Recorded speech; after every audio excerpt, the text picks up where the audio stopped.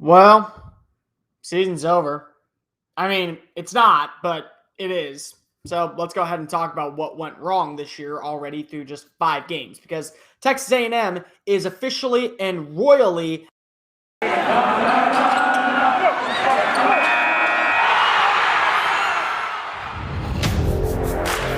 You are Locked On Aggies, your daily podcast on the Texas A&M Aggies, part of the Locked On Podcast Network, your team every day.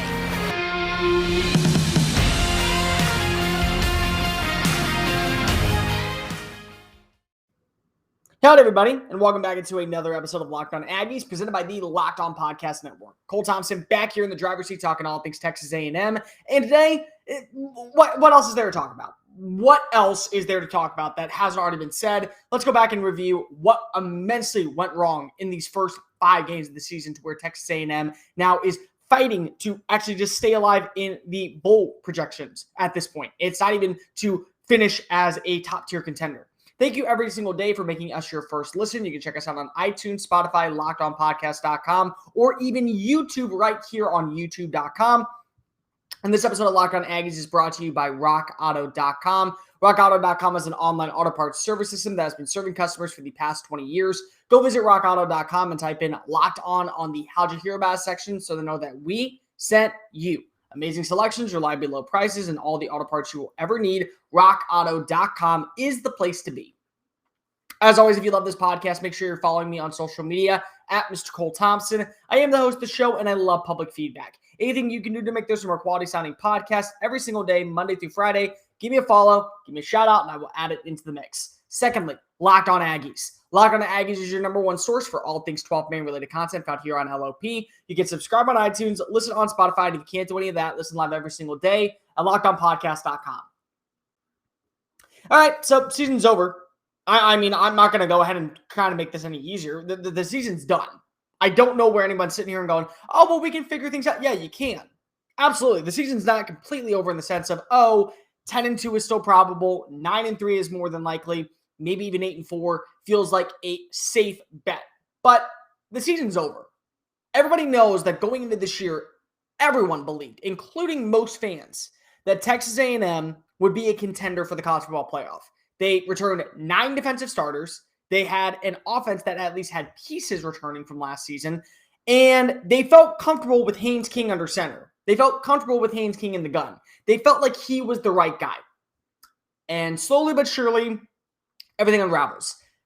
I called this months ago. I called this months and months and months ago. I said straight up, Zach Calzada, Haynes King, doesn't really matter. I watched both play. I think both are decent quarterbacks. I think both can actually win in the SEC if you have a good offensive line. What's the problem? It's the offensive line. I know a lot of people are saying, oh, it's not really the offensive line. It is. It is. Now, last game in a 26-22 loss to Mississippi State, no, I will not blame the offensive line. Actually, Jimbo Fisher did something very smart to help get more production for Calzada. He moved the likes of Kenyon Green inside to replace Aki Oganobi. He's now missing time. He was injured last week. Layden Robinson, their best run blocker, stayed at right guard. And what you did was you then played Ruben Fothery at the right tackle position and Jameer Johnson at the left tackle position, with Kenyon Green returning back to his All-American left guard role. So what you did was you took pressure off of Bryce Foster, the freshman center, to make sure that you were going to be able to play at a high-end level. You were trying to establish the run game. You were trying to extend the plays, and it didn't work. It didn't. Yeah, Isaiah Spiller has 100 yards. I give him that. He has 100 yards. He had one run of 40-plus yards. Outside of that, it was just a bunch of small yardage plays, situational running, not much else. Devon Achane had, I think, 69 yards or 68 yards, 41 of which came on one play. Do you understand what I'm saying here? It's a lot of big-time plays. Zach Calzada hit Jalen Preston. Really, really good play. Really good 37-yard throw. Preston finished with, I think, a total of 41 yards receiving. You get my point? A lot of big plays, a lot of big-time throws, a lot of big-time movements, no consistency. You either went for the big shot and you got it, or you struggled. That was basically it offensively. I can't blame the offensive line completely on this one.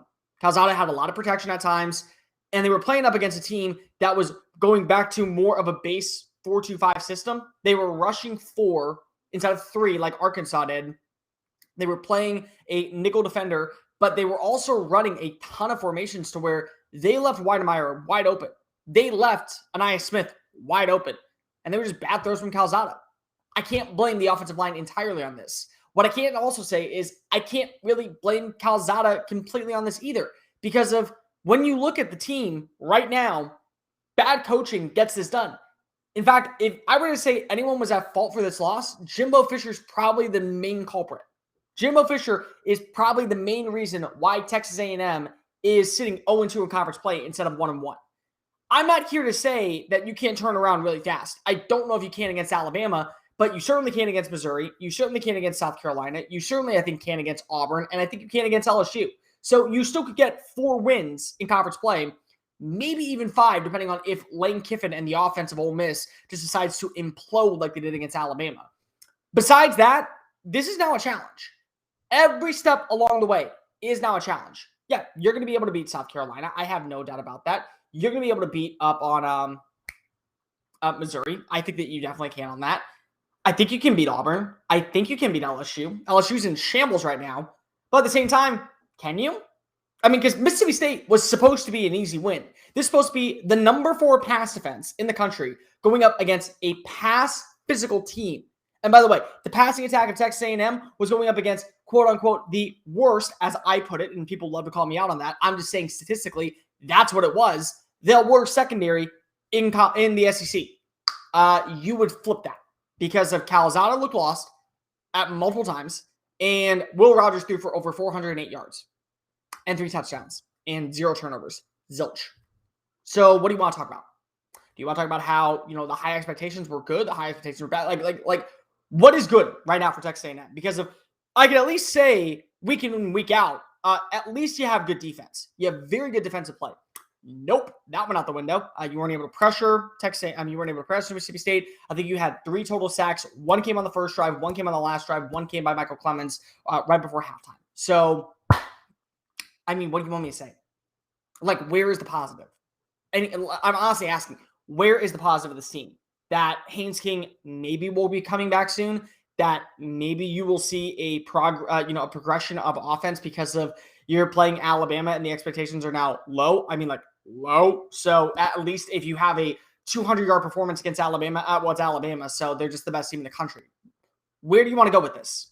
Because I'm trying to find any positive from this game. I really can't. This was an easy win for Texas A&M. Play smart, pass downfield, attack the ball, try and take some deep shots, play good defense. That's all you had to do. You failed, you failed, you failed, you failed, you failed. You failed completely. And now Texas A&M is not ranked for the first time since 2019 in the AP polls. The way that they're playing, I don't know if they will be ranked again this year. I really don't. And that's really amazing because if this was a team that started out the year number 7 in the polls, was all the way up to number 5 after Kent State, looked to be on the cusp of being in that college football playoff conversation, and now is no longer ranked, has no direction, and has absolutely no idea what's going on in the system. So what's some good news? What's some bad news? We'll go ahead and break that down next. But before we do, I want to talk to you about Prize Picks. It is the brand new fantasy sports leading expert in college football. That's right. You have fantasy sports in the NFL. Now you have fantasy sports in college football. All you do, simply make a couple bets, put it down, 5 different bets. You can go ahead and bet on lines. You can go ahead and bet on players over under. If you expect somebody to throw for over 300 yards, take the over, under, go ahead and do the same thing. And what you do is you can win up to $100 back of your money just by using the promo code Locked On. That's LOCKEDON,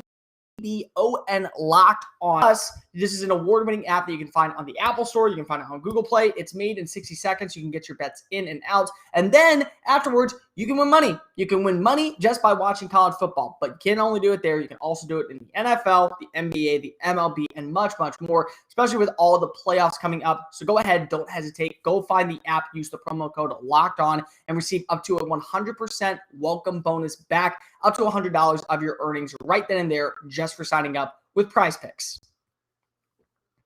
You know what I hate? spending money on things that I don't need. And the one place I do it the most is probably at a car dealership because of usually I don't know where to find the actual parts, or I have to pay a service fee, an installment fee, a shipping fee, and all these other minor little details that eventually cost me an arm and a leg. Now I know where to look. It's called rockauto.com. RockAuto.com is an online auto parts service system that has been serving customers for the past 20 years. They have everything from engine modules to tail lamps to brake pads. So whether you're just trying to refurbish a cult classic or redo a daily driver, they have the parts meant for you. My dad was able to replace his old Santa Fe taillight just by going onto the car, going on to rockauto.com, finding the car, finding the year, finding the make, the model, and of course, looking up the low price. Took a grand total of a couple of days to get a part for an exact, factual, really good price into the car and into the driveway in a matter of seconds. Go visit rockauto.com and use the promo code LOCKEDON to see tell them where you heard about us and where we can help you. It's amazing selections, reliably low prices, and all the auto parts you will ever need. RockAuto.com is the place to be. Locked On Aggies, presented by the Locked On Podcast Network. Thank you so much for making us your first listen every single day right here on the Locked On Podcast Network. So now we got some other news coming out of Texas A&M, which really is not what you want to hear if you're going into Alabama play. Starting cornerback Miles Jones is out for the remainder of the year after undergoing foot surgery. This likely ends his time in College Station because remember, he was one of those players that took the extra year of eligibility to play. 2-year starter underneath Mike Elko, had a really good 2020 campaign alongside with Jalen Jones. This now means 2 freshmen will be seeing action because Brian George, who also suffered an undisclosed injury during the Arkansas game, is also out for the year. This means that Deuce Harmon, who saw a lot of action as your 6th defensive back in the nickel formation against the air raid attack, is going to see a lot of reps. And Tyreek Chappelle, who has seen probably the most consistent play outside of Brian George this season, will likely see the other amount of reps opposite of Jalen Jones. This is not good because remember last year when it was Jalen Waddle and it was Jaquil Billingsley and it was Devonta Smith and it was all these guys going up against Jalen Jones in coverage? Yeah, that's going to happen again. That's going to happen again. Now it's just John Mechie and Jaquil Billingsley and Tyron Latu or Cameron Latu, however you say his name, the Polynesian tight end for the Crimson Tide. You now have 2 freshmen playing one of the most important positions. You also have 3 freshmen starting on the offensive line. Oh, and wide receiver Caleb Chapman is day-to-day. Has Jones still will not be back as of right now. Chase Lane is questionable to play this week. So that means Moose Muhammad and Damon Demas have to step up against Alabama. This is not good. This is not good. You are now in crucial control. You are now in panic mode because of you are trying to salvage your season.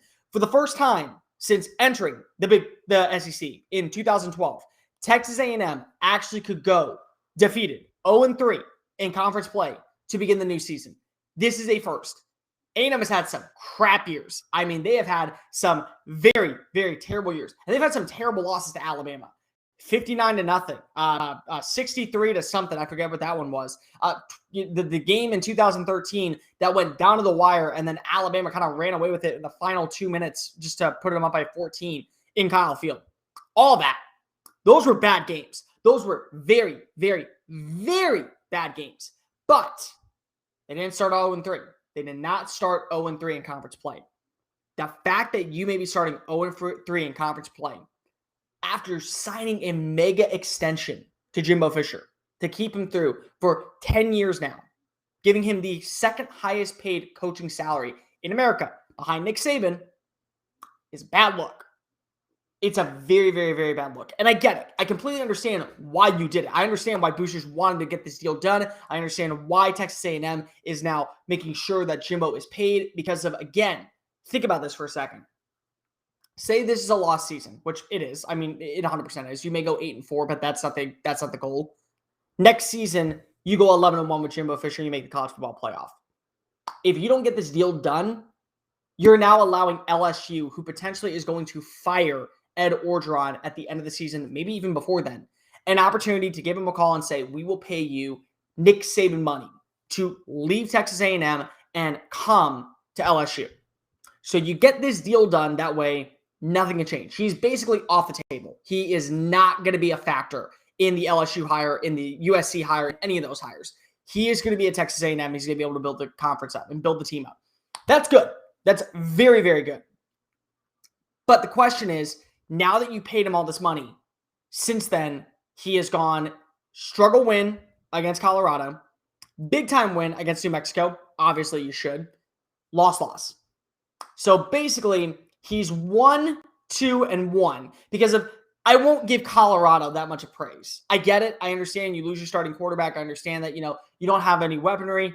Are we sure Haynes King does any different? Because of the way that Haynes started the game is very similar to Zach Calzada. It's frustrating. I mean, it really is. And I get that there's always a kind of a year to where you have to replenish. It couldn't have been this year. That's the biggest problem, is that it could be any other year. You could have done this. You could have done this next year when you lose all your seniors defensively. And you're like, oh, well, we're rebuilding defensively. You could have done this 3 years. I mean, you could do this 3 years from now when you have won a college football playoff, or you've at least been to the college football playoff, maybe gone to a national championship. All right, well, we need to take a step back. You have Clemson. They're taking a step back. They barely beat Boston College to improve to 3-2. Barely beat Boston College. But they've been to college football playoffs. They've been to national championships. They've been where everyone else has been. This could be a rebuilding year. Next year, they're back in the conversation. That's how smooth it could go. That's how easy it could be for this team. A&M, you can't have that. You have to be able to play now. That was the big goal. Because if you just paid your coach oodles amount of money to keep him in College Station, and this is what's happening. Even if you are a young team offensively, which, A&M is, with Zach Calzada, 3 freshmen starting on the offensive line, Demond Demas now playing more of a starting role, and same with Moose Muhammad playing kind of that rotational player. With all that in mind, I get you're young. You're still in the SEC.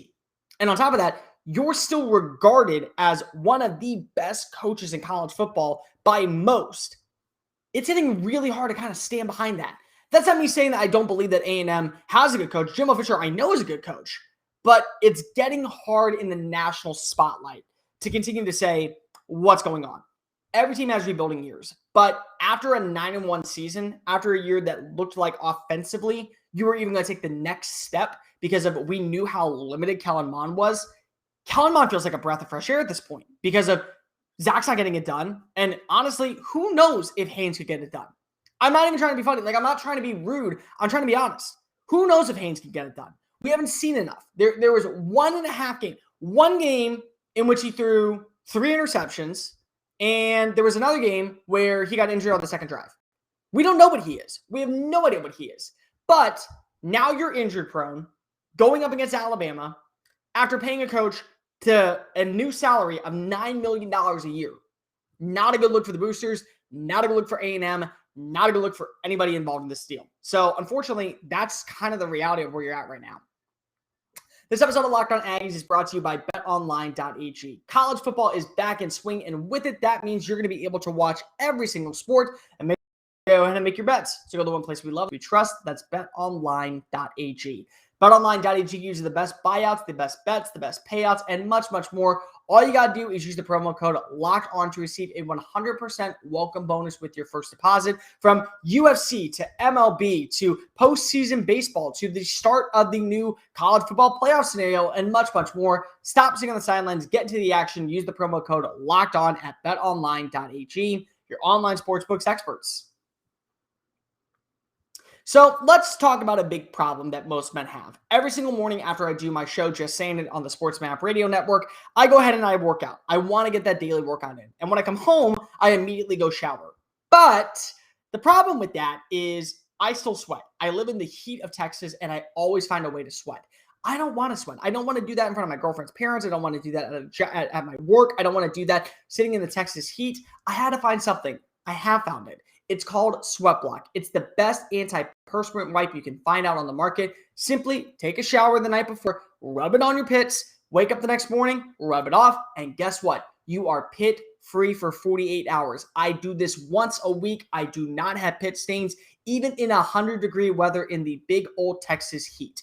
Go ahead and visit sweatblock.com and use the promo code LOCKEDON to receive a 20% welcome bonus with your very first purchase. That's LOCKED ON, LOCKED, capital ON, for 20% off your very first purchase of Sweatblock. Stop the sweat today with Sweatblock.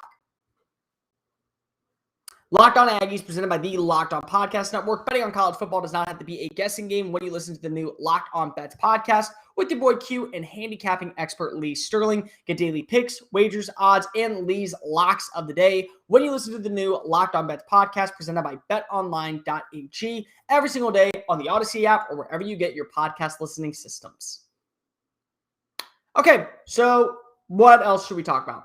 I honestly don't know at this point because I feel like there's really not much to go with. I know that there's going to be stuff later this week, and tomorrow's show, we're going to be featuring all things Alabama. We're going to be talking all things about what the Crimson Tide have done right, what Texas A&M can do to beat them, if anything. But what else is there to talk about today? I mean, I know fans are disappointed because this was the year that it was all supposed to click. But at the same time, you got to at least, I guess, admit that injuries have played a big factor into this. You know, you don't have Luke Matthews. He's out for the year after undergoing surgery. So you had to start a freshman at center, which in my opinion is the most important position on the field. After that, you are starting a brand new offensive line completely. And I don't think enough people paid attention to that. You lose Ryan McCullum, Carson Green, Jared Hocker, Dan Moore, and you return Kenyon Green, who, even though physically might be the best of all the names listed, still is one guy. You're starting 3 freshmen at some capacity, 2 true freshmen, 1 redshirt, and you also added in a transfer who was a part-time starter at Tennessee. You understand where I'm coming with this? There was a lot of change offensively, and even though defensively you have shown early on you can be good, you have struggled in SEC play, and that's kind of the biggest problem that I have is that. We know you can do good against non-Power 5 schools. Hopefully you can. You were a top 25 team to begin the season for a reason.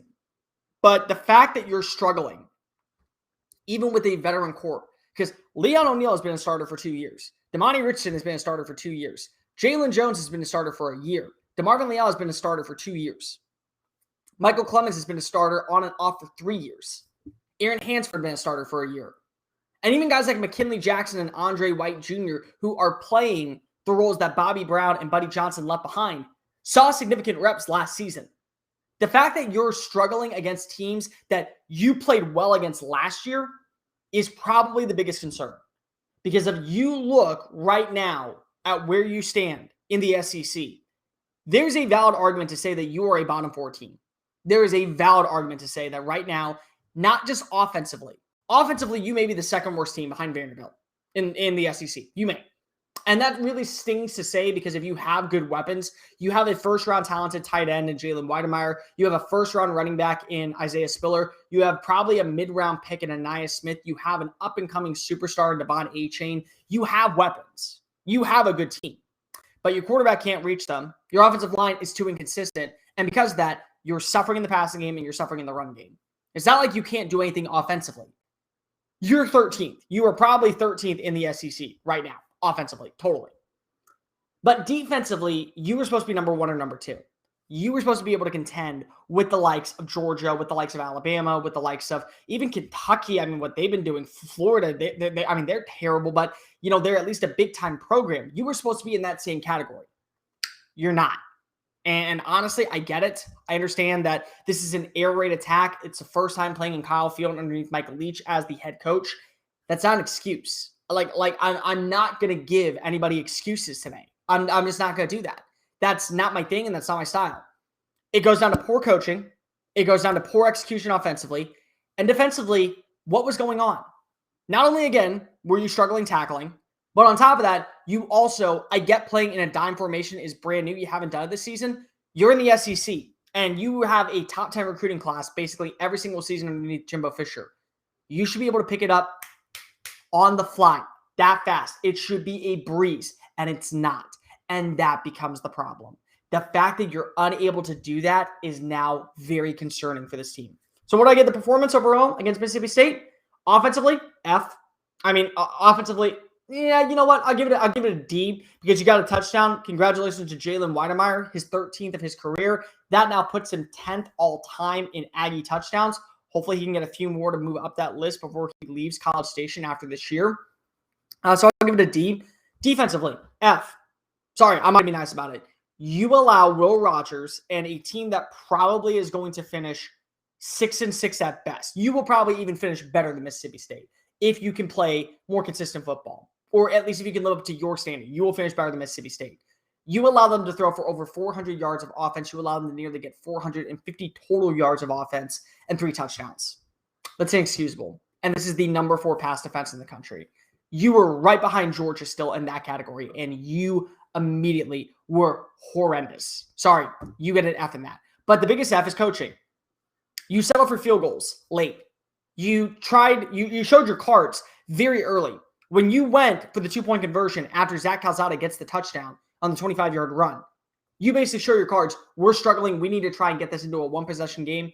And it hurt you. It ended up actually hurting you more than helping you. You should have taken the points. And then when you went for it, you should have gone for it on 4th down instead of settling for a Seth small field goal. Maybe you would have gotten the 1st down. Maybe you would have eaten the clock. Maybe you wouldn't have allowed Mississippi State to have that one last chance to get in to their own territory, punt the ball, and put you down at the 1 that ultimately led to the safety from Calzada. That's all bad coaching. That's all just terrible coaching. So all across the board, D-. And honestly, you can make an argument that just should be an F. It really should just be an F for Texas A&M this entire week. That's going to do it for this edition of Locked On Aggies. Thank you so much for listening and making us your first listen every single day right here on the Locked On Podcast Network. I'll be back tomorrow to break down things you need to know about Alabama. What are the positives? What are some ways you can beat the Crimson Tide? And what Jimbo Fisher said about Nick Saban. We'll talk all that and much, much more. See you then. And remember, get me all.